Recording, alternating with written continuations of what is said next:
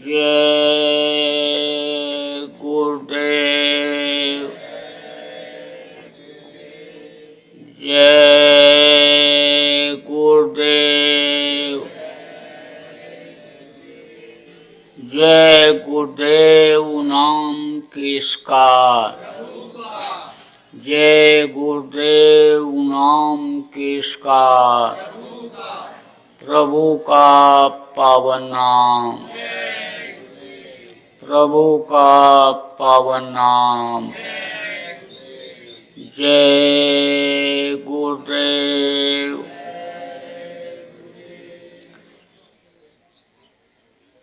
और जहाँ का जीव तहाँ पहुँचावा। शब्द भेदी गुरु। शब्द से ही यह सारा संसार बना।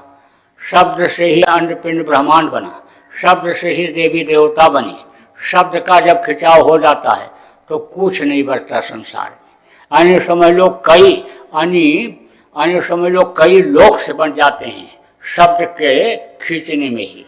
शब्द से ही यह परमात्मा के अंश जीवात्मा इस शरीर के अंदर अन्य पिंड में, अन्य समझ लो माँ के पेट में 5 महीना 10 दिन का जब पिंड हो गया था तब तो शब्द के जरिए ही उसमें डाला गया था। और शब्द को पकड़ करके ही आप जा सकते हो अपने मालिक के पास, अपने पिता परमेश्वर के पास। वो रास्ता इसी मनुष्य शरीर के अंदर है। और जब तक अपने वतन अपने घर आप नहीं पहुंचोगे तब तक जन्मने और मरने की पीड़ा बर्दाश्त ही करनी पड़ेगी। आप ये देखो, बच्चा पैदा होता है तो कोई सूट बूट पहनकर पैदा होता है कि चड्डी बनियान पहनकर पैदा होता है। जितने पैदा होते सब नंगे पैदा होते। कहा ना, नंगे पैदा हुए हो और नंगे करके भेज दिए जाओगे। अब जब नंगा पैदा होता है तो ये जो गर्मी और ठंडी है इस कदर उसके बदन में लगती है कि मालूम पड़ता है कि जैसे 100 सुई कोई चुभो रहा हो। इतना दर्द होता है। मरते समय भी दर्द होता है, हड्डी हड्डी चटकती है। कहा ना सहजोबाई ने कि सहजो मौत के समय पीड़ा उठे अपार, बिच्छू 60,000 जो डंक मारे एक साथ। तो समझ लो जन्मने मरने की पीड़ा से छुटकारा नहीं मिल सकता है। तो वो रास्ता इसी मनुष्य शरीर के अंदर से है। वो मैं अभी आज आपको बताऊंगा। हमारे गुरु महाराज भी बताते थे। हमारे गुरु महाराज भी इस स्थान पर आए। यहाँ पर वो प्रेमी हैं, उन्होंने यहाँ पर गुरु महाराज को बुलाया और गुरु महाराज यहाँ आए। 1-2 बार यहाँ पर आए। तो अब आप ये समझ लो है कि गुरु महाराज बराबर चलते रहते थे और जगह जगह घूम करके उन्होंने लोगों को जगाया, बताया। और गुरु महाराज ने कोई भी भेदभाव नहीं रखा। कोई किसी भी जात मजहब का मानने वाला हो, गरीब हो अमीर हो, सबको उन्होंने, यानी पढ़ा लिखा हो अनपढ़ हो, सबको उन्होंने रास्ता बताया और सीधा सरल रास्ता बता दिया। कुछ भी यानी न पढ़ा हुआ हो तो भी आराम से कर सकता है, मालिक से मुलाकात कर सकता है, मालिक की आवाज़ जो अनहद वेदवाणी है वो सुन सकता है। बताया उन्होंने, रास्ता ही नहीं बताया, रास्ते पर चलाया। और अगर कहीं भटकाव हुआ अंदर में साधना में तो मदद करके मंजिल तक पहुंचा दिया। बहुत से लोग निकल गए। अब वो इस दुख के संसार में दुख झेलने के लिए आने वाले नहीं हैं, सुख के सागर में पहुंच गए। तो मैं वो रास्ता आपको भी बताऊंगा, नामदान आपको भी दूंगा। वो नाम आपको बताऊंगा जिसके लिए गोस्वामी जी ने कहा कलयुग केवल नाम आधारा, सुमे सुमे नर उतर पारा। नाम लेत भवसन सुख, नाम लेते ही भवसागर सुख है। वो ध्वन्यात्मक नाम आपको बताऊंगा। अब आप ये समझो कि नाम 2 तरह का होता है। एक होता है वर्णात्मक नाम और एक होता है ध्वन्यात्मक नाम। वर्णात्मक नाम किसको कहते हैं? जो मुंह से लिया जाता है। समय समय पर इस धरती पर महापुरुष आते रहे, इतिहास इसका साक्षी है। और जब जब महापुरुष काम करने के लिए, जीवों की भलाई के लिए आए, उन्होंने एक नाम को जगाया। जैसे त्रेता में राम नाम को राम ने जगाया था। राम नाम में शक्ति थी। आपको याद होगा कि जब लंका पर विजय प्राप्त करने के लिए जा रहे थे, समुद्र में पुल बनाने की जरूरत पड़ी थी, तो पत्थर पर राम राम लिख करके समुद्र में डाला गया था, सारे पत्थर तैरने लगे थे। जब कृष्ण आए, कृष्ण नाम की शक्ति बढ़ी, कृष्ण कृष्ण रस ने जहाँ पर पुकारा, कृष्ण वहाँ पर खड़े हुए मिले, द्रौपदी को उबारा, ग्राह को तमाम से उदाहरण दिए। त्रेता और द्वापर के पहले सतयुग था। सतयुग में गुरु की पूजा होती थी, गुरु नाम से ही उद्धार होता था। उसी गुरु नाम को हमारे गुरु महाराज ने जगा लिया और गुरु के पहले जय लगाया। जा माने जयमान, या माने जो, जयमान माने जो हमेशा रहे। हमेशा कौन रहता है? हमेशा इस दुनिया संसार में गुरु रहते हैं, संत रहते हैं। काघरी बदरिया पाप की, बरस गई अंगार, और संत न होते जगत में जल मरता संसार।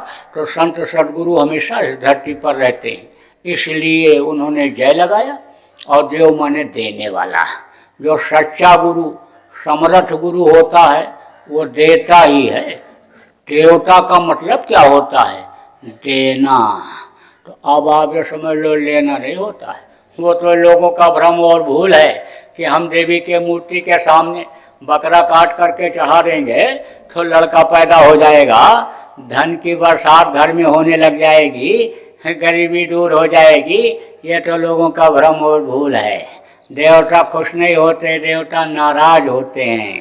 कहते हैं ना कि देवता खुश हो जाएंगे, इनकी मूर्ति 150 फुट की और हम धूप में ला करके खड़ा कर देंगे। अरे बनाने वालों को, मूर्ति बनाने वालों को अगर 24 घंटे आप बाहर ऐसे खड़ा कर दो धूप में, बरसात में, ठंडी में, तो कान पकड़ लेंगे कि हम देवता का नाम नहीं लेंगे। तो ये क्या है? नाम के लिए। अभी हनुमान जी गदा दिखाने लग जाए कि तुमने हमको ला करके धूप में खड़ा कर दिया, बरसात में खड़ा कर दिया, हवा में खड़ा कर दिया, तो कोई 125 150 फुट की ऊंची हनुमान जी की मूर्ति बनाएगा? तो ये क्या है? ये भ्रम और भूल है। तो यह जय गुरुदेव नाम, यह परमात्मा भगवान का नाम है। हमारे गुरु महाराज ने जगाया था, और जब जगाया उसी समय से लोगों ने परीक्षा लेना, इम्तहान लेना शुरू भी कर दिया। बहुत से लोगों ने परीक्षा लिया और परीक्षा ले करके और बताया भी कि मैं ऐसे ऐसे फंस गया था, बच गया। बताया कि जा रहा था, बस मधुमक्खियाँ आ गईं और वो छेदने लग गईं। मधुमक्खियों का छत्ता होता है, तो कुछ ऐसे पक्षी होते हैं जो मधुमक्खी के शहद को खाने के आदी बन जाते हैं। तो वो क्या करते हैं, वो पहुंच करके बस ऐसे चोंच मार देते हैं और मार के एकदम उड़ जाते हैं। हाँ, वो मधुमक्खियाँ वहाँ से हट जाती हैं और वो जो मिलता है उसी को लग जाती हैं और उसी को काटने लगती हैं, डंक मारने लगती हैं। और जब मधुमक्खी डंक मारने लगती है तो उसको छुड़वाने के लिए जो भी नज़दीक में जाता है उसी को लग जाती है। और ये जब डंक मारती हैं तो इनका डंक शरीर के अंदर ही रह जाता है और दूसरा फिर जम जाता है डंक। 4 मक्खी अगर किसी को लग जाए तो समझ लो जानलेवा हो जाती। तो जब मधुमक्खी डंक मारने लगी तो चिल्लाया, जय गुरुदेव बोला। अब जो सुन रहे थे दौड़े, लेकिन देखे मक्खी लगी हुई है तो वो भी वापस हो गए। आप बोले कि भाई अब तो जय गुरुदेव, अब बचाओ, आप ही बचाओ। जब विश्वास हो गया कि अब जय गुरुदेव बोलने से ही बचत हो सकती है, तो बस जब बोला विश्वास के साथ, विश्वास फलदायकम, विश्वास ही तो आप करते हो कि हम ये पत्थर के मूर्ति के सामने धूप दीप लगा जला देंगे, प्रसाद चढ़ा देंगे तो हमारा भला हो जाएगा, कल्याण हो जाएगा। विश्वास ही तो करके आप नदियों में स्नान करते हो कि हमको मुक्ति मोक्ष हो जाएगा। विश्वास ही मुख्य चीज है, तो विश्वास ही पर आदमी करता है। अब इससे क्या होता है? धूप दीप आरती करने से, नदियों में स्नान करने से क्या होता है? संस्कार बन जाते हैं, पुण्य बन जाता है, और पुण्य बन जाता है तो संत मिल जाते हैं। कहा पुण्य पुण्य बिन मिले न संता, तो संत मिल जाते हैं और वो रास्ता बता देते हैं। और फिर इसी मानव मंदिर में देवी देवताओं का दर्शन होने लगता है, भगवान का दर्शन होने लगता है। तो इससे मुक्ति मोक्ष तो नहीं होता है, लेकिन संस्कार बन जाता है। तो जब विश्वास के साथ यानी जय गुरुदेव नाम बोला, बस हवा चली और धूल उड़ी, मधुमक्खियों के आंखों में धूल पड़ी, मधुमक्खियां छोड़ करके चली गई। पानी में नहाने के लिए गया, डूबने लग गया, तिनके का भी सहारा नहीं है। जय गुरुदेव जय गुरुदेव जय गुरुदेव बोला, बस तेज हवा के साथ पानी की हिलोर आई और ले जा करके किनारे लगा दिया, जान बच गई।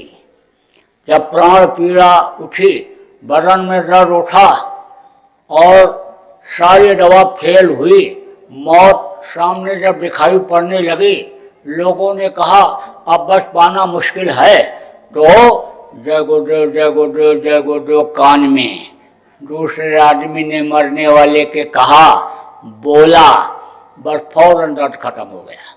और आँख खोल करके उसने बताया कि यमराज के भयंकर दूत, लंबी टेढ़ी सी नाक, बड़ा सा सिर, बड़े बड़े बाल वाले, हथौड़ी मुगदर, मशाल लेकर के जो सामने आ गए थे, मार रहे थे, डरवा रहे थे, धमका रहे थे, कूट रहे थे, वो सब हट गए और अब हमको आराम है। आराम से मैं अब जा रहा हूँ, कोई दिक्कत कोई परेशानी नहीं। खूब परीक्षा लिया लोगों ने। जय गुरुदेव नाम जगाने वाले हमारे गुरु महाराज तो चले गए, लेकिन जय गुरुदेव नाम में आज भी ताकत है, शक्ति है। आप कभी भी कहीं भी बोल सकते हो। आप ही नहीं, कोई भी शाकाहारी, सदाचारी, नशा मुक्त व्यक्ति मुसीबत के समय जय गुरुदेव नाम बोल करके अपनी जान माल की रक्षा कर सकता है। यह जय गुरुदेव नाम मुसीबत में मददगार बन सकता है। हमेशा इस चीज का ध्यान रखना और जय गुरुदेव नाम का प्रचार भी अपने स्तर से लोगों में करते रहना। तो यह तो है मुंह से लेने वाला जय गुरुदेव नाम। यह है जय गुरुदेव नाम, इस शरीर के लिए मददगार होगा, यानी कि इसको कोई कष्ट न हो, तकलीफ न हो, उसके लिए यह मददगार होगा। लेकिन शरीर को जो चलाने वाली शक्ति है, जीवात्मा, जिसके निकलने के बाद बड़े बड़े पंडित, मुल्ला, पुजारी, डॉक्टर, वैज्ञानिक, हकीम फेल हो जाते, कौन सी चीज निकल गई, उसके लिए मददगार ये नाम होगा जो मैं अभी आपको बताऊंगा। इसको कहते हैं अनिध्वन्यात्मक नाम, जिसको पाने के बाद मीरा ने कहा, पायो रे मैंने नाम रतन धन पायो, वस्तु अमोलक दी मेरे सदगुरु कृपा करी अपनायो। तो वो नाम मैं आपको बताऊंगा।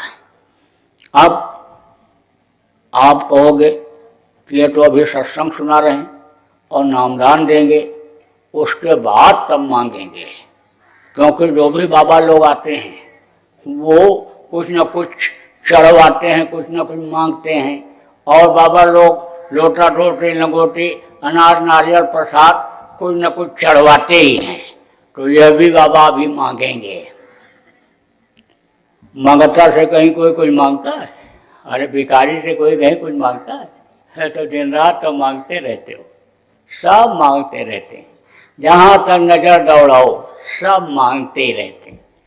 कहा ना, धरणी जहलो देखिए तहलो सब भिखार, अदाता केवल सदगुरु देत न माने। जिसके पास लाख है कहता करोड़ हो जाए, करोड़ है जिसके पास कहता अरब खरब हो जाए, और अरब खरब वाला कहता कुबेर भगवान का खजाना हम ही को मिल गया। सभी तो मांगे ही रहे। तो मांग रहे हैं तो आपसे क्या मांगना, दाता से मांगो। दाता कौन है? दाता केवल सदगुरु, हमारे गुरु महाराज देते हैं हमको। कल जिस चीज की जरूरत है वो चीज मेरे लिए आज हाजिर हो जा रही, क्या मांगू? और मैं तो गुरु का गुलाम हो गया। गुलाम की अपनी कोई इच्छा होती है? कोई ख्वाहिश नहीं होती। गुलाम को जो उसका मालिक खिलाता है खाता है, जो पहनाता है पहनता है, जैसा रखता है वैसा रहता है। तो अब ख्वाहिश किस बात की? अब यह बात जरूर है कि आप यहाँ पर आए हो, अब आपसे प्रेम हो रहा है। अब आप कहोगे भाई मैं बड़ा आदमी हूँ, पैसा वाला हूँ, मेरी पर्सनालिटी अच्छी है, मेरा वादा अच्छा है, मेरे कपड़े अच्छे हैं, इसलिए हमसे प्रेम कर रहे होंगे। कुछ लोग आप ये सोच रहे हो कि हम उच्च कुल खानदान के हैं, हम पंडित हैं, पुजारी हैं, ये इसलिए हमसे अनुप्रेम कर रहे होंगे। ऐसा नहीं, इन चीज़ों को तो आप लोग देखते हो। गरीब अमीर, धनी मानी, पढ़ा लिखा अनपढ़, जात पात, एरिया और भाषा, ये सब आप देखते हो। और मैं तो आपकी आत्माओं को देखता हूँ। आत्मा तो सबके अंदर उसी की है। ये तो टिफरकेबाजी लोग न जानकारी में पैदा कर लेते हैं। अब आप ये समझो कि एक कारखाने में लोग काम करते थे, तो दोपहर में जब छुट्टी होती तो एक जगह बैठ करके खाते थे, बातचीत करते रहते थे, आपस में बड़ा प्रेम हो गया।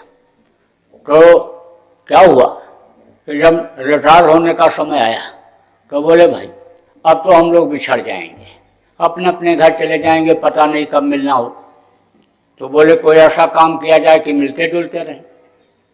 तो कहा कि नौकरी कर ली जाए। बोले बुढ़ापे में नौकरी अब कौन देगा, व्यापार कर लिया जाए, बिजनेस। बोले व्यापार का कोई अनुभव नहीं है, तो व्यापार करोगे तो घाटा होगा। तो बोले कि जमीन खरीद ली जाए, खेती की जाए। बोले हाँ ये बात ठीक है, हम लोग सब किसान के बेटा हैं और खेती का अनुभव है, जमीन ले ली जाए और खेती की जाए, इकट्ठा रहा जाएगा। रिटायर होने के बाद जमीन खरीद लिया। अब उसमें एक थे मध्य भारत के और एक थे उधर पंजाब के और एक अंग्रेज था, एक था पारसी। तो जब जमीन खरीद ली गई तो ये हुआ कि इसमें बोया क्या जाए। तो मध्य भारत के जो थे बोले गेहूं बोएंगे, गेहूं का हमको बड़ा अनुभव है, हम पैदावार अच्छी करके देंगे आपको। सरदार जी ने कहा पंजाब के कि हम कनक बोएंगे। अंग्रेज ने कहा नो नो नो, हम व्हीट बोएंगे। और पारसी ने कहा गन्नुम बोएंगे। अब आपस में लड़ने लगे, टकराने लग गए। तो उधर से एक महात्मा जी जा रहे थे, देखा लड़ रहे हैं। तो जब महात्माओं को देखा तो बड़ी श्रद्धा रहती थी महात्माओं के प्रति लोगों को। महात्मा ऐसे वैसे होते भी नहीं थे कि दाढ़ी बाल बढ़ा करके महात्मा बन जाते थे या दाढ़ी बाल कटवा करके महात्मा बन जाते थे। वो जब कुछ सिद्धि प्राप्त कर लेते थे तब इस वेश में आते थे। तो यानी उनका पैर छुआ महात्मा जी का चारों ने। महात्मा जी ने कहा भाई तुम लोग लड़ क्यों रहे हो, क्योंकि महात्माओं का, संतों का काम क्या है, दूसरे का भला करना। परमार्थ के कारण संतन धरा शरीर, वृक्ष कबों ने फल बखे नदी न संशरीर। अब ये देखो नदी है लेकिन अपना पानी स्वयं पीती, स्वयं नहीं पीती, दूसरों को पिलाती है। पक्षी हैं, जानवर हैं, इसलिए कि अभी सफाई हो जाए तो आदमी भी पीने लग जाए। पेड़ है, ये पेड़ अपना फल स्वयं नहीं खाता है, दूसरों को खिलाता है। ऐसे ही जो संत होते हैं दूसरों के लिए होते हैं। तो झगड़ा होते देखा तो कहा भाई तुम लोग क्यों लड़ रहे हो। चारों ने अपनी अपनी बात बताई। तो बोले हमारी बात मानोगे। बोले आपकी बात मानेंगे। महात्मा किसी को धोखा नहीं देते हैं, उनका अपना कोई स्वार्थ नहीं होता, उनके अपने कोई बच्चे कच्चे नहीं होते हैं, वो दूसरों के लिए ही होते हैं और आध्यात्मिक दृष्टिकोण से सबको अपना बच्चा ही मानते हैं। तो महाराज आपकी बात मैं मानूंगा, आप बताइए क्या करना है।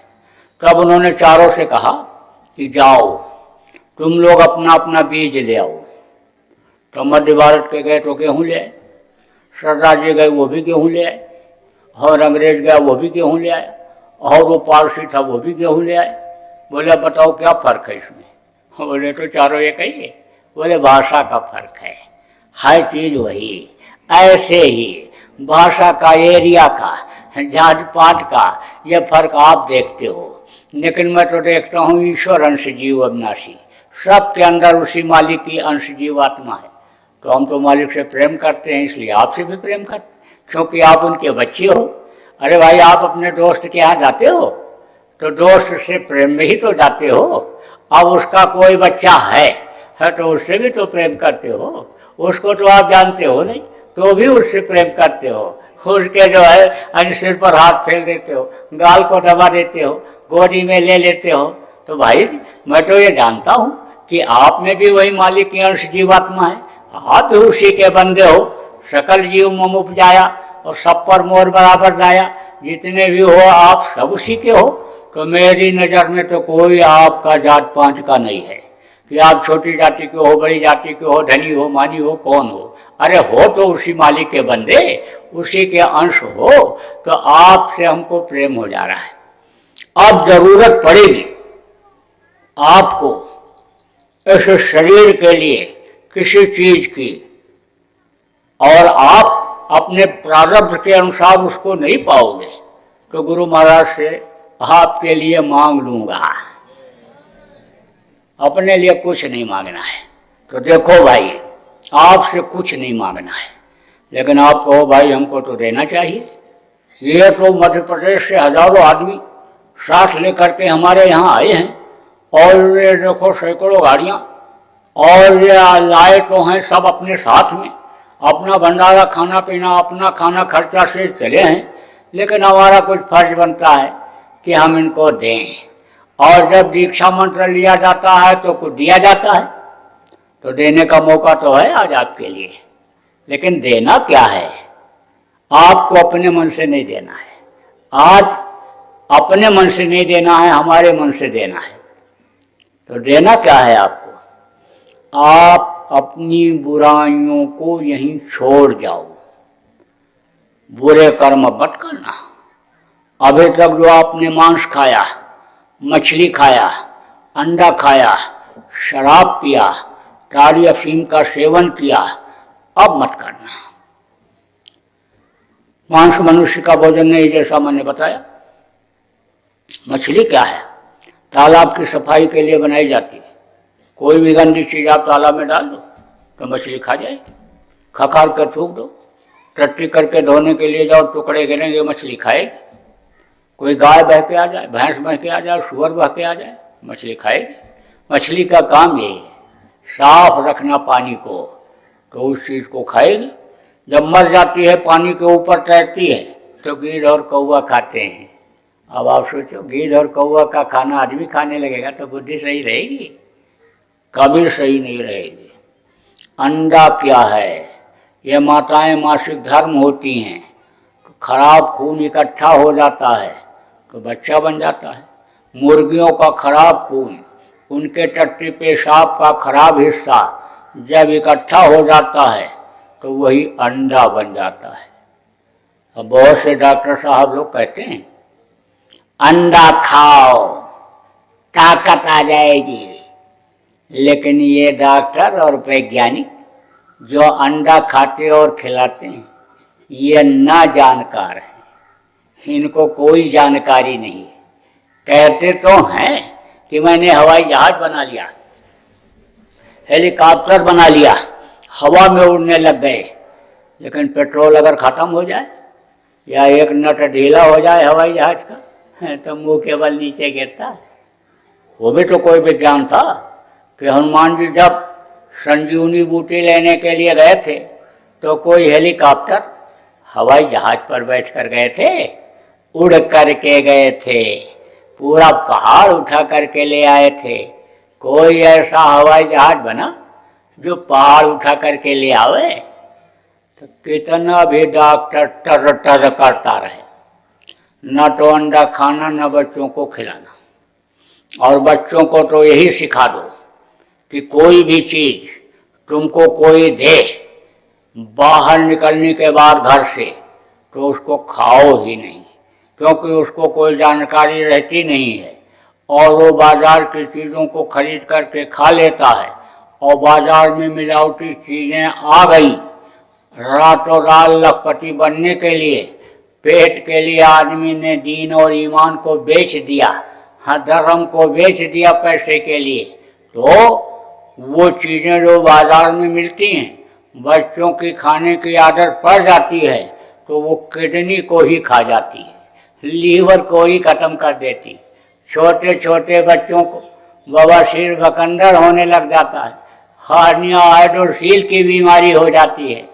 तो बच्चों की आदत घर में खाने की डालो, और आप लोग भी बाहर की चीज़ों को देख करके समझ करके तब फिर खाओ पियो कि जिससे बीमारी न हो जाए शरीर में। अब आप ये समझो कि शराब मत पीना, 1000 बुराई शराब। जो शराब पीता, मांस खाता, व्यभिचार करता, खून कत्ल करता, बाल बच्चों को मारता, जमीन जायदाद को बेचता, क्या क्या बुरा कर्म नहीं करता है। राजस्थान में आपके कहावत है कि बांग मांगे भूंगड़ा और गांजा मांगे घी और दारू मांगे खूंसड़ा। और इतनी इच्छा होती तो ये क्या चाहता है? यह तो बस अब समझ लो कि पड़ जाए अगर गाल पर, है तो बस उस समय उतर जाता है। तो देखो भाई, आप अन्य शराब मत पीना। आप लोगों से मेरी प्रार्थना है कि आज ही छोड़ दो। संकल्प अगर बनाओगे तो छूट जाएगा। संकल्प में बड़ी शक्ति होती है। संकल्प आप बनाओ, गुरु महाराज की दया छुड़ा देगी आपकी। बहुत लोगों का छूट गया। गुरु महाराज ने कहा छोड़ दो, छूट गया, उनकी दया से छूटा। और मेरे कहने पर भी यानी उन्होंने लोगों ने जिन्होंने छोड़ना चाहा उनका छूट गया। मेरे कहने पर लोगों ने मांसाहारी होटल बंद कर दिया और शाकाहारी उसी में चालू किया। बता रहे हैं अब अच्छी आमदनी हो रही है। ऐसे ना जानकारी में पानी अंडा बेचते थे, बोले नहीं मालूम था हमको कि इसमें भी जीव है और इससे जीव हत्या होता है। ये नहीं मालूम था कि बेचने वाले को, अंडा पकाने वाले को, खाने वाले को सबको बराबर पाप लगता है। ये नहीं मालूम था और उसने फेंक दिया और कहा कि अब मेरी गलती की माफ़ी हो जाए, दूसरा काम करने लग गया, उसमें ज़्यादा आमदनी हो रही है। तो हमारे पास तो वो तरीका है कि आप अगर बात मान लो और मैं तरीका बता दूं तो एक कमाए और 10 खाएं। तो अब आप ये बात समझो कि मेरी प्रार्थना पर आप लोग शराब पीना बंद कर दो। दूसरे के औरत के साथ बुरा कर्म मत करना। मेहनत और ईमानदारी की कमाई करना, उसमें आपको बरकत मिल जाएगी। और 22 घंटा आप शरीर के लिए काम करो, 2 घंटा समय केवल अपनी आत्मा के लिए निकालो। ना आपको अपना जाति बदलना है, ना आपको अपना धर्म बदलना है, ना आपको अपना घर छोड़ना है, ना बीवी बच्चों को छोड़ना है, ना आपको जो जायज यानी धंधा है उस धंधे को छोड़ना है, न तो नौकरी को छोड़ना है। आप जैसे रह रहे हो वैसे रहो। शाकाहारी भोजन खाओ, हजम कर सको 100 गिलास दूध रोज पी लो, 2 किलो घी खा लो, हमारी तरफ से पूरी छूट है। तो बढ़िया से बढ़िया कपड़ा पहनो, है तो आप अच्छे मकान में रहो, है तो अच्छे गाड़ी घोड़ा पर चलो। लड़का लड़की का शादी ब्याह जैसे आप करते हो, जहाँ करते हो वैसे ही करो। उसके लिए हमारे तरफ से कोई प्रतिबंध नहीं। लेकिन अपनी आत्मा को बचाने के लिए, नरक और 84 से जन्म मरण की पीड़ा से बचाने के लिए 2 घंटा समय निकाल लो। सीधा सरल रास्ता आपको बतलाता हूँ। अब आप ये समझो कि जिसका नाम होता है उसका रूप होता है, उसका स्थान होता है और उसकी आवाज़ होती है। अब एक चीज़ आप और समझ लो, जब आप आंख बंद करोगे और ध्यान लगाओगे, ऊपरी लोकों में जाओगे, स्वर्ग वैकुंठ में जाओगे, देवलोक सूर्यचंद्र लोकों में जब आप जाओगे और ऊपर का नज़ारा देखोगे, हाँ, तो देख करके खुश हो जाओ और खुश हो करके दूसरों को बताने लगोगे। और जैसे ही बताओगे वैसे ही वो बंद कर देगा। इसलिए बताना मत किसी को। कुछ भी दिखाई पड़े या कुछ भी सुनाई पड़े तो मत बताना। अब यह है कि साधना में अगर कोई दिक्कत आती है, कोई परेशानी आती है, तो आप चिट्ठी लिख दो, बाबा जय गुरुदेव आश्रम उज्जैन मध्य प्रदेश, तो चिट्ठी हमको मिल जाएगी, उसका आपको जवाब मिल जाएगा। आप वहाँ कार्यक्रम होते रहते हैं, आप आ जाओ, आप अपनी समस्या को बताओ, उसका समाधान हो जाएगा। इसके अलावा भी जगह जगह पर अन्य सत्संग होते रहते हैं, जगह जगह पर ध्यान भजन के लिए लोग इकट्ठा होते रहते हैं। आप वहाँ इकट्ठा हो जाओ और वहाँ पर पूछ लो उन लोगों से, पुराने लोगों से, वो आपको बता देंगे। लेकिन जो दिखाई और सुनाई पड़ेगा उनको भी नहीं बताना है, उसको तो किसी को बताना ही नहीं। समस्या अपनी बताओ, तरक्की नहीं हो रही, कुछ दिखाई सुनाई नहीं पड़ रहा, दूसरे से पूछो कैसे दिखाई सुनाई पड़ेगा, कैसे तरक्की होगी अंतर में, उसको तो पूछो, लेकिन कुछ दिखाई सुनाई पड़े उसको मत बताना। अब आगे समझो 3 चीज। सुमिरन, सुमिरन किसको कहते हैं? माला जपने को। दूसरा है ध्यान और तीसरा है भजन। भजन किसको कहते हैं? कान से सुनने को भजन कहते हैं। 3 आँख 3 कान 3 नाक। नए लोग कहोगे ये कैसे? देखो 2 आँखें ये बाहर, इससे बाहर की चीज दिखाई पड़ती, और एक आँख है अंदर जीवात्मा में। जीवात्मा इन्हीं दोनों आँखों के बीच में ही बैठी है और वो पूरे शरीर को चलाती है। इंगला पिंगला सुषुम्ना ये 3 नाड़ियाँ हैं, और ये चक्र हैं, ये कंठ चक्र, हृदय चक्र, और समझ लो नाभि चक्र, नीले चक्र, गुदा चक्र, ये चक्र इसको चलाते हैं। जीवात्मा का प्रकाश हृदय चक्र पर पड़ता है, यहाँ से वापस होकर के नाभि पर, और नाभि से फिर इंद्रिय पर, और इंद्रिय से गुदा पर। तो ये चक्र चलते रहते हैं, तो ये शरीर चलता रहता है।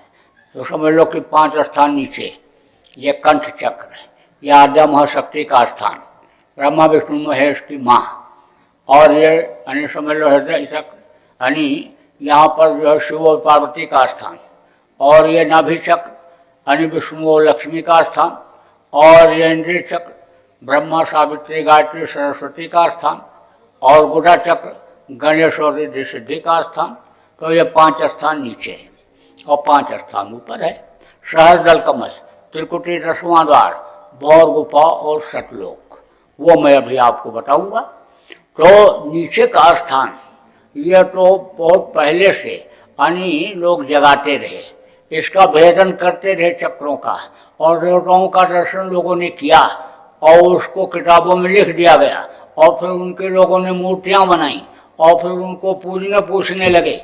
लेकिन उस समय पर यानी उम्र लोगों की ज़्यादा हुआ करती थी। 1 लाख वर्ष की उम्र सतयुग में, त्रेता में 10,000 वर्ष की, द्वापर में 1000 वर्ष की, और कलयुग में केवल 100 वर्ष की, वो भी नहीं पूरा हो पा रहा। इसलिए यानी 10,000 वर्ष की और 1000 वर्ष की यानी समझ लो पूजा करके चक्रों का भेदन करके जीवात्मा का कोई कल्याण कर ही नहीं सकता है। इसलिए इस समय पर यानी समझ लो कि ये नीचे की सारी साधना खत्म कर दी। अब तो आँखी मध्य पाखी चमके, और पाखी मध्य द्वारा, और ते द्वारे दूरबीन लगावे उतरे भोजल पारा। आँखों के बीच से जो रास्ता गया हुआ है वो बताया जा रहा है आपको। इससे जीवात्मा को निकालो और ऊपरी लोकों में ले जाओ, तो वो मैं आपको बतलाता हूँ अभी। तो जीवात्मा यहाँ बैठी हुई, एक आँख उसमें है और 2 आँखें ये बाहर हैं। बाहर से वह आँख, बाहर की आँख से बाहर की चीज़ दिखाई पड़ती है, और जीवात्मा की आँख से अंदर की ऊपरी लोगों की चीज़ें दिखाई पड़ती हैं। 2 कान ये बाहर, इससे बाहर की आवाज़ सुनाई पड़ती है, और एक कान अंदर जीवात्मा में है, उससे ऊपरी लोगों की आवाज़ सुनाई पड़ती है, जिसको अनहद बेजबानी खुदाई आवाज़ गैबी आवाज़ कहते हो, वो सुनाई पड़ता है। और समझ लो कि 3 नाक, तो एक सुराख रेखा ये दाहिनी तरफ है और एक के बाईं तरफ है। यह तो है नाक, और जिसको नाक कहते हो यह तो समझ लो 2 नाले के ऊपर जैसे पुल बना दिया जाए, ऐसे बना दिया। किसने बनाया? जिसके लिए कहा गया अरब तेरी कारीगरी रे करतार, जान न जाने माया तेरी बदले रंग हजार। अरब तेरी कारीगरी रे करतार। देखो हजारों आदमी आप बैठे हो, लेकिन चेहरा, ये चेहरा किसी का किसी से मिलता है? चेहरा किसी का किसी से नहीं मिलता, ये उसकी कारीगरी। लाखों करोड़ों में जल्दी नहीं मिलता है, यह उसकी कारीगरी है। तो 2 नाक के बाहर और 1 नाक अंदर जीवात्मा में है, उससे ऊपरी लोगों की खुशबू मिलती है, और वो खुशबू जब मिल जाती है साधक मस्त हो जाता है। वो आवाज़ मिल जाए तो भी मस्ती आती है, और वो खुशबू मिल जाए तो भी मस्ती आती है, और वहाँ का नज़ारा दिखाई पड़ जाए तो भी मस्ती आ जाती है। कुछ पता नहीं चलता है, रहता तो है दुनिया में ही, लेकिन आने समझ लो कि उसी में रमा रहता है। बहुत से साधक ऐसे होते हैं, उनसे बात करते रहो, बात करते हैं, अब वो उधर का सुन रहे हैं और आप ये बात कर रहे हो, तो कहते हैं अरे बेकार आदमी, ये कुछ सुनते नहीं, तो पागल हो गए। तो कहते हैं ना, जो पा जाता है उसी को पागल कहने लगते हैं लोग। तो अब आप ये समझो कि 3 आँख 3 कान 3 नाक, सुमिरन ध्यान भजन 3 चीज ये, और नहीं समझ पा रहे हो तो इनसे समझ करके करना, करोगे तो फायदा होगा। इसलिए दे रहा हूँ कि इस समय जिंदगी का किसी का कोई ठिकाना नहीं। सुबह आदमी घर से निकले, कोई गारंटी नहीं है कि 2 घंटे के बाद ठीक ठाक अपने घर में वापस आ जाए।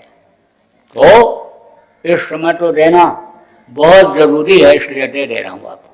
बैठो, पालथी मारो, से भजन करना, इसी तरह से ध्यान करना। ध्यान और भजन अभी आज से ही शुरू कर देना। नागा मत करना, यानी गैप मत करना। अगर गैप कर दोगे तो फिर ये मन नहीं कहेगा करने को। 10 दिन किया, 2 दिन ब्रेक कर दिया, हाँ तो मन नहीं कहेगा करने को। इसलिए बराबर आदत डालना और करते रहना। और अगर करने लग जाओगे तो आपको हर तरह से फायदा दिखाई पड़ने लगेगा। अब आपको एक चीज और बतलाता हूँ कि मनुष्य जो पैदा होता है वही दूसरों के काम आ सकता है, और ये जो जानवर होते हैं बस केवल अपने ही काम के लिए। मनुष्य दूसरे को रोटी खिला सकता है, पानी पिला सकता है, दूसरे की सेवा कर सकता है। तो जैसे आने समझ लो कि ये शरीर को कोई रोटी खिलाता है, पानी पिलाता है, तो वो उसको आशीर्वाद देता है। ऐसे ही अन्य जीवात्मा आशीर्वाद देती है जब उसको भोजन मिलता है जीवात्मा को। तो शाम को आप लोग एक जगह इकट्ठा हो जाओ, जितने भी नामदानी हो, और इकट्ठा होकर के आप लोग करो। जो नहीं आते हैं, नामदानी हैं, आपके परिचय के हैं, उनको आप बुला लो, खुद भी बैठो और उनको भी बैठाओ। 1 घंटे की आदत डालो आप शाम को, और सुबह भी, सुबह चाहो घर में कर लो। मान लो आप रात को भोजन बनाती हो, बच्चों का ध्यान रखती हो, सुबह बच्चों के लिए आपको कुछ करना पड़ता है, समय सुबह शाम नहीं मिलता है, तो दिन में समय रहता है, दिन में बैठ जाया करो। एक जगह इकट्ठा होकर के जब करोगे तो कोई चीज़ भूलोगे तो दूसरे से पूछ लोगे। आपकी तरक्की नहीं हो रही है, कोई दिखाई सुनाई नहीं पड़ रहा है, और कोई अच्छा साधक है उसको दिखाई सुनाई पड़ने लग गया, उससे पूछोगे तो बताएगा, संत मत के बारे में आपको बताएगा कि भाई इस तरह से आप रहना, 1 रोटी का भूख रख करके तब खाना, इधर उधर खाने पीने पर परहेज रखना, इस तरह का चाल चलन रखना, सारी बात वो आपको बताएगा। जो पुराना आदमी होगा उससे आप पूछना, और जो पुराने लोग आप हो, नए लोगों को आप समझाना। जो आप नामदान दिलाने के लिए लाए हो, आप इनको समझा देना और इनको करवाना। समय इनको आपको देना, इनको अपने घर पर बुला लेना या इनके घर पर चले जाना और खुद इनके साथ बैठना और इनको भी कराना। जब तक अन्य पौधे में फल न लगने लग जाए तब तक बीज डाल करके पौधा हुआ करके उसको छोड़ नहीं देना चाहिए। जब तक इनको अंतर में फल न मिलने लग जाए, कुछ दिखाई सुनाई न पड़ने लग जाए, अनुभूति न होने लग जाए, मालिक पर विश्वास न हो जाए, उसका दर्शन न होने लग जाए, तब तक पुराने लोगों का यह फर्ज बनता है कि आप इनके पीछे लगे रहो। तो आप ये काम करो। और आम लोगों के लिए ये कहना है कि थोड़ा सा लोगों को रास्ता बताओ। लोग भटक रहे हैं, शाकाहारी सदाचारी उनको बनाओ। बहुत से लोगों को यही नहीं मालूम है कि यह चीज़ नहीं खाना चाहिए, यह नहीं पीना चाहिए। वहाँ जब सब लोग खाते हैं तो भी खाते पीते हैं, लेकिन जब आप उनको समझाओगे, बताओगे कि मांस नहीं खाना चाहिए, मछली नहीं खाना चाहिए, अंडा शराब का सेवन नहीं करना चाहिए, बुद्धि खराब होती है, मन खराब होता है, खून खराब होता है, बीमारियां आती हैं, क्रोध बढ़ता है, काम की वासना बढ़ती है, ये सब चीज़ें जब आप समझाओगे, बताओगे तो लोग मान जाएंगे। बहुत सुधार लोगों में हो गया, एकदम बदल गए, बहुत बदलाव हो रहा है लोगों में। अभी गुरु महाराज का हमारे उज्जैन में भंडारा था 23 मई को पिछले साल। 1 लाख लोगों ने वहाँ पर एक साथ शाकाहारी रहने का और शाकाहारी बनाने का संकल्प लिया, जो यानी golden book of world record में दर्ज हो गया। दूसरा, जो 23 यानी अक्टूबर से काफिला निकला 31 दिन का, उसमें तथा जिलों में भी सब प्रेमी दौड़ करके यानी शाकाहारी का जो फॉर्म भरवाए, शाकाहारी का प्रचार किए। लगभग 18 लाख लोगों ने यानी वो फॉर्म भरा कि हम शाकाहारी रहेंगे, शाकाहारी लोगों को बनाएंगे। उसका भी वर्ल्ड रिकॉर्ड बना। अब आप ये समझो कि ये मत सोचो कि लोग नहीं बनेंगे और हम इनको कहेंगे तो ये नाराज हो जाएंगे। अरे भाई, जो अज्ञान होता है यानी उसको तो सिखाना ही पड़ता है। बच्चा देखो कितना नखरा करता है, बच्चा देखो गाली गलौज तक देने लगता है, मुक्का तक माँ को मारने लग जाता है, तो माँ क्या उसको नहीं सिखाती है? उठना बैठना, तौर तरीका, खाना पीना क्या नहीं सिखाती है? पिता क्या नहीं सिखाता है? पिता का तो बच्चा अज्ञान बच्चा मूछ तक नोट डालता है, जबकि मूछ पकड़ना ही बड़ा जुर्म होता है। लेकिन अन्य समझ लो कि बच्चे को वो माफ करता है। ऐसे ही समझाते रहो, बताते रहो। ये आपकी जो बातें हैं ये जगह बनाएंगी। अब ये जरूर है कोई नाराज भी हो जाए तो चुप हो जाना। एक चुप में 100 बला हटती है। जब ज्ञान है तब नाराज हो जाता है, जब ज्ञान हो जाएगा, जानकार हो जाएगा, तो वही आपका पैर छूने लगे। अब आप ये समझो कि एक गिलास में आप दूध रख दो, एक गिलास में पानी रख दो, एक गिलास में खून रख दो, और तीनों में 1-1 रुपए का सिक्का डालो, तो दूध वाले में से दूध निकलेगा, पानी वाले में से पानी निकलेगा, और खून वाले में से खून निकलेगा। तो जो भी आप बात बताओगे, जो भी कहोगे, जिसके अंदर जो चीज़ होगी उसी तरह की चीज़ वो निकलेगी। जब आप कहोगे शाकाहारी रहो, सदाचारी, कहो बहुत अच्छी बात बता रहे हो, बहुत अच्छा प्रचार कर रहे हो, आओ बैठ जाओ, आप कौन हो, कहाँ से आए हो, ये बोलेगा। और जिसके अंदर खून जैसा अंदर भरा होगा, गंदगी भरी होगी, वो आपको गाली गुप्ता भी दे देगा। तो अब आप ये समझ लो हमारा लेना देना आधा हो रहा है। किसी जन्म में हमने भी इसको गाली दिया था और इसको हमने गाली दिया, हमने इसको मारा होगा और ये गाली में ही बदल गया। तो बराबर परमार्थी काम आप लोग करो। अगर नहीं करोगे और लोग नहीं शाकाहारी सदाचारी बनेंगे तो प्रकृति के, भगवान के नियम के खिलाफ काम करते रहेंगे तो वो सजा दे देगा। मोटी बात आप ये समझो कि इस वक्त पर कुदरत नाराज है और एक साथ 2-2 देवता सजा देने के लिए तैयार है। कैसे कि जैसे आग भी लग गई और अन्य समझ लो हवा भी तेज चल गई, अग्नि देवता नाराज होकर के अग्नि प्रकट कर दिए और पवन देवता उसको तूल दे दिए, हवा तेज चल गई, कौन बुझा पाएगा? तो अभी तो आपने आगजनी कहीं देखे? अरे रोज अब तो इधर आने लग गया कि कहीं पटाखा फैक्ट्री में आग लग रहा है, कहीं बम्बई में लग रहा है, कहीं दिल्ली में लग रहा है। आप जो समाचार देखते सुनते होंगे आपको मालूम है। तो ये तो सब अभी कुछ नहीं है। ये जो भूकंप अभी परसों आया, ये सब भूकंप कुछ नहीं है। भूकंप तो अभी आगे देखना। आप ये समझो ये तो टेलर है। टेलर जानते हो? सब लोग नहीं जानते होंगे। जो लोग सिनेमा देखने जाते हैं उनको मालूम है। जो पिक्चर दिखाई जाती है उसके बीच में जब इंटरवल होता है तो उसमें आने वाली पिक्चर का कुछ हिस्सा दिखा देते हैं, तो कहते हैं ये टेलर है। ऐसे आने वाला समय का यह संकेत है। अभी आपने धरती का हिलना कहाँ देखा? अरे डगमगाएगी ऐसे धरती, ऐसे ऐसे कितने मकान धराशायी हो जाएंगे, कितने लोग मरेंगे, कोई ठिकाना नहीं। आप चाहो अगर मेहनत कर दो, अच्छे लोग सब लोग, तो बहुत लोगों को बचा सकते हो। जो धार्मिक हो जाता है, भक्त हो जाता है, भजनानंदी हो जाता है, उसकी रक्षा हो जाती है। इतिहास बता रहा है।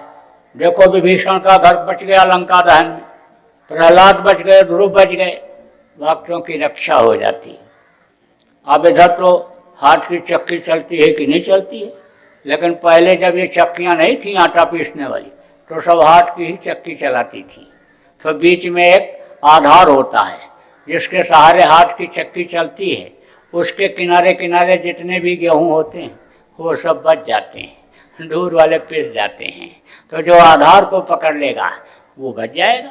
जो सत्य, अहिंसा, परोपकार और सेवा रूपी धर्म को धारण कर लेगा, जो भजनानंदी हो जाएगा, जो नामदान आपको बताया अन्य नाम की कमाई करने लगेगा, उसकी रक्षा मालिक करेगा, उसकी जिम्मेदारी तो उसकी मालिक की हो जाती है, वो किसी न किसी तरह से बचाएगा ही। इसलिए आपको इस काम में यानी कन्नड़ के लोगों को, कर्नाटक के लोगों को अब लगने की जरूरत है। अब समय है, समय से अगर आप चल पड़ोगे, समय से अगर आप प्रचार कर दोगे, लोगों को शाकाहारी सदाचारी बना लोगे, तो बहुत लोग बच जाएंगे। नहीं अभी आपने बीमारियां कहाँ देखा, ऐसी नई नई बीमारियां हैं कि डॉक्टर को पता भी नहीं चलेगा कौन सी बीमारी है। मोटे तौर से आपको बता दूं, ऐसे थोड़ी सी फुंसी होगी, हल्की फुल्की खुजली होगी, मालूम पड़ेगा अरे किसी कीड़े ने काट लिया होगा। हाँ, उसी फुंसी से ही इन्फेक्शन पूरे बदन में फैल जाएगा, खून आने समझ लो खराब हो जाएगा, और वही खराब खून हृदय में पहुंच जाएगा, हृदय की धमनियां बंद हो जाएंगी, मर जाएगा आदमी। ऐसा ऐसा अभी आने वाला है। अभी आपने क्या देखा, तो खराब समय आएगा, उसके बाद फिर अच्छा समय आ जाएगा, क्योंकि इसी धरती पर सतयुग आने के संकेत मिलते हैं। लिंग पुराण के 40वें अध्याय में लिखा है, सूर सागर में लिखा है, जगन्नाथ दास की उड़िया किताब में लिखा है, और हमारे गुरु महाराज तो बराबर कहते रहे कि कलयुग में कलयुग जाएगा और कलयुग में सतयुग आएगा। तो वो सतयुग अब आने वाला है। अब आप ये समझो कि एक कुर्सी पर दो राजा एक साथ नहीं बैठ सकते हैं। तो जब सतयुग आने लगेगा तो कलयुग पड़ेगा कमजोर, तो ये कुर्सी छोड़ करके भगेगा। तो जो कलयुगी प्रेमी हैं, जो कलयुग से ही प्रेम करते हैं, हाँ उनको वो लेता जाएगा। हाँ, उसमें लोग बहुत मरेंगे रगड़ाई में। तो जो अकाल मृत्यु में मरेंगे, अकाल मृत्यु किसको कहते हैं, समय पूरा होने से पहले दुर्घटना में मर गया, मार दिया, काट दिया, या गिर के मर गया है, कैसे आने समझ लो, यानी वो अकाल मृत्यु कहलाती है। अकाल मृत्यु जिनकी होती है उनको प्रेत योनि में जाना पड़ता है, और प्रेतों का जो मुंह होता है बहुत पतला होता है, कभी पेट ही नहीं भरता, पेट बहुत बड़ा होता है, हमेशा भूख बनी रहती है, तो परेशान रहते हैं भूख से, दूसरों को परेशान करते रहते हैं प्रेत। अब एक प्रेत अगर एक घर में घुस जाए तो घर भर को परेशान किया रहता है। इसी में लगे हैं प्रेत। आप ना पहचान पाओ, मैं बता दूंगा। अरे हमको तो कहीं भी ले चलो, 20-30 आदमी जहाँ खड़े हों, मैं बता दूंगा इसको लगा है, इसको लगा है, इसको लगा है, ऐसा बोलता है, ऐसा खाता है, ऐसा करता है, तो आपको विश्वास हो जाएगा। पूछ लेना उसके घर वालों से, उसी से पूछ लेना। तो बहुत प्रेत हो गए। अंदर अंदर जैसे कीड़े लग जाते हैं, गेहूं के अंदर गेहूं खा जाते हैं, ऐसे ही प्रेत आत्माएं घर में घुस जाती, परेशान किए रहती हैं, घर भर को परेशान करती रहती है एक आत्मा अगर घर में घुस जाए। और जब ज़्यादा लोग मरने लगेंगे, ज़्यादा प्रेत हो जाएंगे, तो एक एक आदमी के ऊपर 10-10 लग जाएंगे। तब आप सोचो कि आप चैन से रोटी खा पाओगे, चैन की नींद ले पाओगे। इसलिए लोगों को बचाना है, शाकाहारी सदाचारी भजनानंदी लोगों को बनाना है। उसके लिए आप लोग अपने स्तर से जो जितना कर सकते हो करते रहो। ज़्यादा कर सकते हो आप टोली बना लो, पर्चा बांट दो, लिखाई कर दो, जगह जगह सभा मीटिंग कर दो, जो जैसे आप कर सकते हो आप लोग थोड़ा इस परिवर्तन के बेला में मदद कर दो। परिवर्तन तो हो जाएगा, परिवर्तन तो होता है संकल्प से। सतयुग तो हमारे गुरु महाराज के संकल्प से आएगा, महापुरुषों का संकल्प काम करता है। अब आप ये बात समझो कि जब महाभारत शुरू होने को हुआ तो कृष्ण ने कहा अर्जुन से कि उठाओ गांडीव और चलो मैदान में। तो उन्होंने कहा मेरे काका चाचा नाना मामा यहाँ सब खड़े हैं, इनको मार करके मैं नरक नहीं जाना चाहता हूँ। कृष्ण ने कहा इतना दिन हो गया तुमको मेरे साथ रहते हुए और अभी तुम हमको समझ नहीं पाए। बैठाया और ठोका यहीं पर। जब खुली अंदर की आंख दृष्टि आत्मचक्षु नेत्र जिसको कहते हैं, थर्ड आई, जब वो खुला तब अर्जुन ने देखा कि सब के सब मरे पड़े हुए, बस हमको खाली निमित्त बनना है। चक्र और सुदर्शन ने बड़े बड़े योद्धाओं को काट करके खत्म कर दिया, धराशायी कर दिया, हमको खाली निमित्त बनना है। तो काम तो समय से होगा, लेकिन नाम किसका हुआ करता है? जो उसमें मददगार होते हैं। राम का साथ किसने दिया? बंदर और भालुओं ने। अयोध्या के पढ़े लिखे जोशी विद्वान वहीं बैठे रह गए। तो आज देखो, पत्थर के ऊपर भी तेल और सिंदूर लगा करके रास्ते में रख देते हैं, तो हनुमान के नाम पर पूजा होने लगती है। गोपी और ग्वालों ने कृष्ण का साथ दिया, तो देखो उनकी रासलीला रचाई जा रही, तो मेहनत बेकार नहीं जाती है। आप भी अगर उस परमार्थी काम में सब लोग अपने अपने तौर तरीके से ही लग जाओगे, बहुत काम हो जाए। तो अब आप समझो कि इस कार्यक्रम का होगा समापन, 3 घंटा होने जा रहा है, तो और ज़्यादा समय आपका नहीं लूँगा। समय से कार्यक्रम अपने शुरू होते हैं और समय से खत्म होता है। तो हमारा आश्रम है उज्जैन में, उज्जैन मध्य प्रदेश में है, वहाँ कार्यक्रम होते रहते हैं। अभी होली का कार्यक्रम होगा 28 फरवरी, 1 और 2 मार्च को। आप आ जाना, वहाँ समय निकाल लेना, आ जाना। ये पुराने लोग आपकी व्यवस्था बना देंगे, आप आ जाइए, एक बार वहाँ आइए, देखिए। और सत्संग बराबर चलेगा 3 दिन तक, सत्संग सुनिए। जब सत्संग सुनोगे, पूरी बात सुनोगे, समझोगे, तब सब बात समझ में आ जाएगी। बिन सत्संग विवेक न होई, और कहा राम कृपा बिन सुलभ न सोई। सत्संग बहुत जरूरी है। सुबह शाम देखो, सत्संग सुनने के लिए लोग आने जाते ही थे। 15वें दिन महीने में एक बार संतों के आश्रमों पर, संतों के पास पहले के समय में सत्संग सुनने के लिए जाते ही थे। तो अन्य समय में बड़ी शांति थी, बड़ा सुख था। घर छोड़ करके कोई घर के झगड़ा झंझट से भगता नहीं था, औरतें जल करके मरती नहीं थी, भाई भाई के खून का प्यासा नहीं था। देखो, भाई भाई के लिए जंगल चला गया। तो अब आप ये समझो, समय निकाल लेना, बराबर वहाँ कार्यक्रम होते रहते। आप लोग आइए होली के कार्यक्रम में। तो अब ज़्यादा समय आपका नहीं लूँगा, आपको अन्य समझ लो 5 मिनट भजन भी सिखाऊंगा। भजन पर आप बैठ जाओ, बस आपकी छुट्टी है। डाल लो कपड़ा ऊपर से, कपड़ा सुमिरन में भी डालेंगे, ध्यान में भी और भजन में भी, और मन को सुमिरन में भी रोकेंगे, ध्यान में भी और भजन में। ढको, ऐसा मुंह ढक लो, आंख बंद कर लो, मुंह बंद कर लो, और कान में उंगली लगाओ, कान में उंगली लगाओ, कान में, कान बंद करो, बराबर करोगे तब आनंद आएगा। तो देखो, एक समय ऐसा आएगा कि देश में गौ हत्या बंद हो जाएगी, और गौ हत्या ही नहीं, किसी भी पशु पक्षी की हत्या नहीं हो। कश्मीर से लेकर के कन्याकुमारी तक और चौपाटी से लेकर के गुवाहाटी तक कोई भी मांस मछली अंडे शराब की दुकान ही नहीं हो। कोई भी औरत रात को 12 बजे देश के किसी भी सड़क पर घूमेगी, देख करके किसी की नीयत खराब होगी ही नहीं, भावना बदल जाएगी, विचार बदल जाएंगे। जवान भाई और जवान बहन एक ही चारपाई पर सोए रहते हैं, उनकी भावना अलग रहती है, और पति पत्नी की भावना अलग रहती है।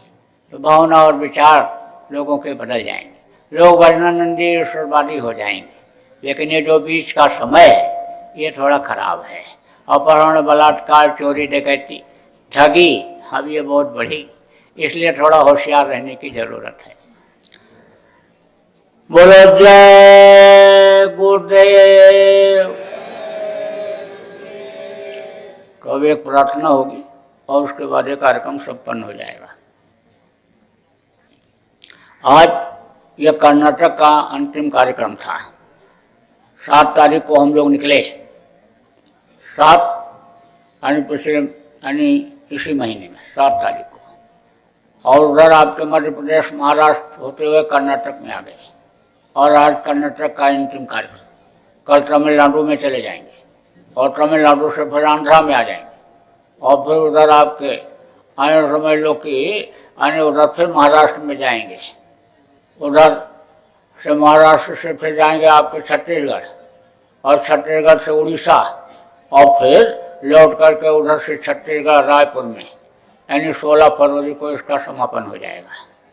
41वें दिन 41 दिन तक यह काफिला बराबर चलेगा। हजारों आदमी, सैकड़ों गाड़ियाँ, ये सब प्रेमी साथ में चलेंगे, ये प्रचार करेंगे और ये भजन करेंगे।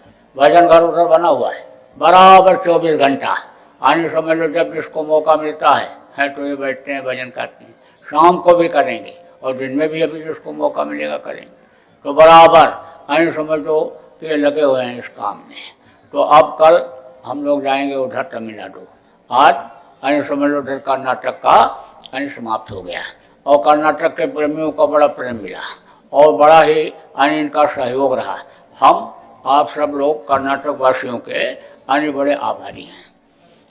अब एक होगी प्रार्थना और उसके बाद आने समझ लो ये कार्यक्रम संपन्न हो जाएगा। तो प्रार्थना मैं बोलूँगा, आप सब लोग दोहराइएगा। मेहर के नजर करो मेरी ओर, मेहर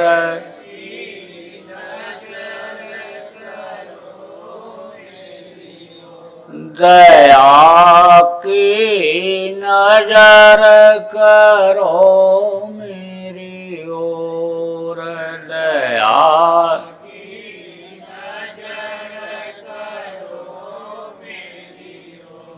निश दिन तुम्हें निहारूं सतगुरु, निश दिन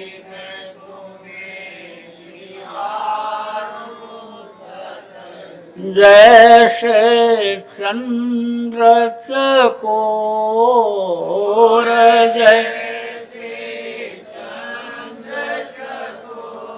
हृदया की नजर करो मेरी ओर, दया की नजर करो मेरी ओर। जानू न कौन भूलहु तन से, जानू न कौन भूलहु लियो हमसे मुख मोड़, लियो हमसे मुख मोड़, दया की नजर करो मेरी ओर, दया की नजर करो मेरी ओर। बालक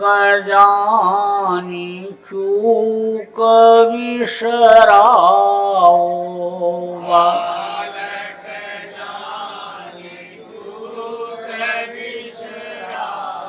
आया शरण अब मैं तो आया शरण अब मैं तो, हृदया की नजर करो मेरी ओर, दया की नजर करो मेरी ओर। सदा दयालु स्वभाव तुम्हारा, सदा दयालु स्वभाव तुम्हारा। मेरी बेरिया का सभयाऊ कठोर, मेरी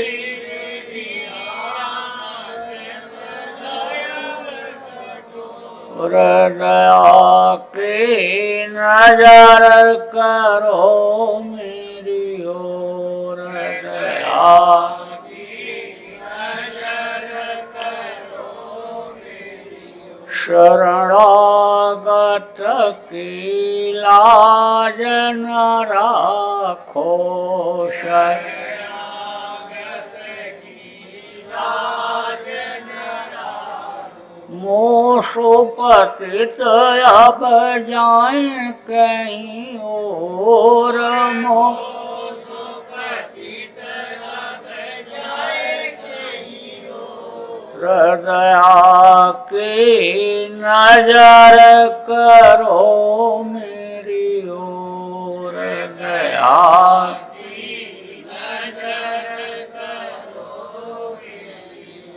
मेहर की नजर करो मेरी ओर, मेहर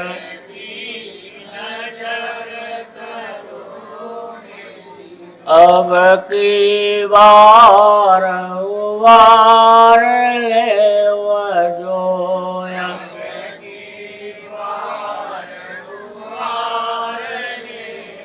फिर न डरब पग यही मगोर, फिर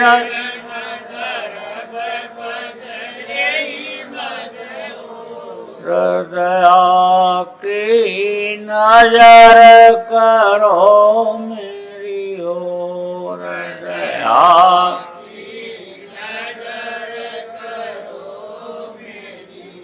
मेहर की नजर करो मेरी ओर, मेहर की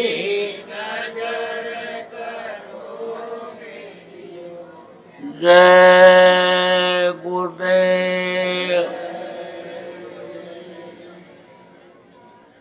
आपने हमको इतना समय दिया, हम आपके बड़े आभारी हैं।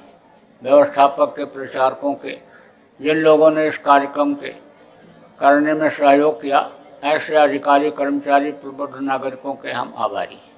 देश प्रेम बनाए रखना, देश की संपत्ति आपकी अपनी संपत्ति है।